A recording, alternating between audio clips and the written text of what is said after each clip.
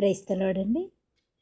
అయితే నేను బ్రాహ్మణ కుటుంబంలో బ్రాహ్మణ స్త్రీగా అనేక వేద ఆచారాలు ఉన్నటువంటి కుటుంబంలో పుట్టినటువంటి దానినప్పుడు నాకు చాలా డౌట్లు ఉండేవి. ఎందుకు చెప్తున్నానంటే మా ఫ్రెండ్ అడిగింది, వారు ఇంకా అట్లాగే ఉన్నారు, నేను మారాను.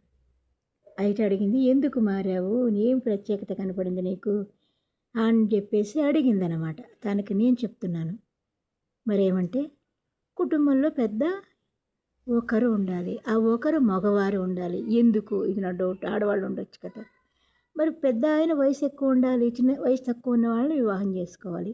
అది కుటుంబ బంధాలు ఏంటి, ఆర్థిక వ్యవస్థలలో స్థితిగతుల మార్పులు ఏంటి, ఈ రూపాలు అందాలు మార్పులు ఇవన్నీ ఏంటి, నాకు అంత గడబిడిగా ఉండేది.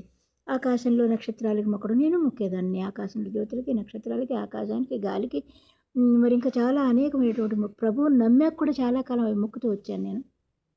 అయితే బైబిల్ చదువుతూ ఉండగా చాలా డౌట్లు నాకు అలా క్లియర్ అయినాయండి. ఒకసారి కాదు, ఇలా చదువుతూ ప్రభువుతో మాట్లాడుకుంటూ ఉండగా అప్పుడు నాకు అన్ని డౌట్లు అలా క్లియర్ అవుతూ వచ్చాయి. అప్పుడు ప్రభువుని నేను ఆరాధించా. ఆయన ప్రేమామయుడు, దేవుడు ఒక్కడే. రోజుకో దేవుడు, గంటకో దేవుడు, రోగానికో దేవుడు, ఇలా నాకు ఇష్టం ఉండేది కాదు. ఒక్కడే దేవుడు.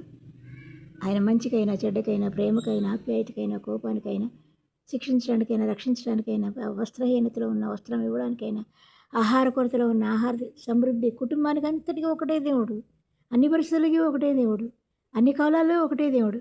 అది నాకు చాలా ఇంప్రెస్ అయ్యాను నేను. తర్వాత ఆయనని ఆరాధిస్తుండగా నాకు జరిగిన మేలుడు ఎన్నో, అద్భుతాలెన్నో నేను చవి చూస్తూ ఆయనతో స్నేహం పెంచుకుంటూ నేను ఒంటరి అయిపోయాను కదా, ఆయన నమ్మానని. ఒంటరి అయిపోయిన నా జీవితంలో ఆయన కంప్లీట్గా ఆయనే ఉన్నారు.